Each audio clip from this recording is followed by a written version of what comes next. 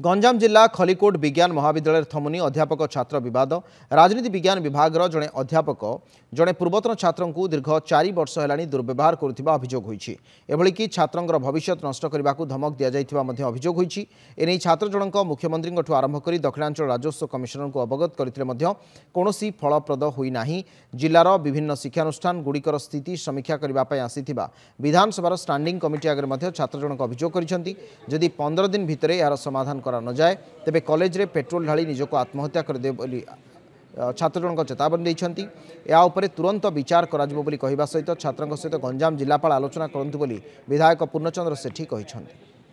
गाड़ीगुलस करवा सर्वसम्मुख में मारिदेवा धमक देवा तापर सर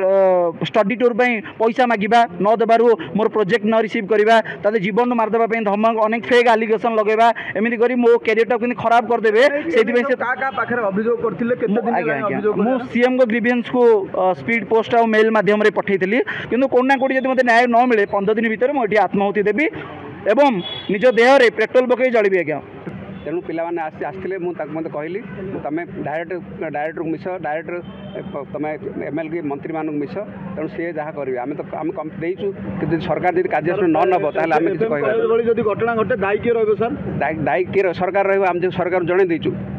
आम दायी रोनु आम सरकार को सब रिपोर्ट आम देचु आम बारंबार 2-3 थर सरकार को चिट्ठी कर सेक्रेटरी कम कमिशनर हायर एजुकेशन जाइए एनक्वारी सरी बोधे निश्चय एक्शन निजी आउ गोटे तो मुझे देखी पार्ली आसी नहीं अभियोग आसिले छड़ा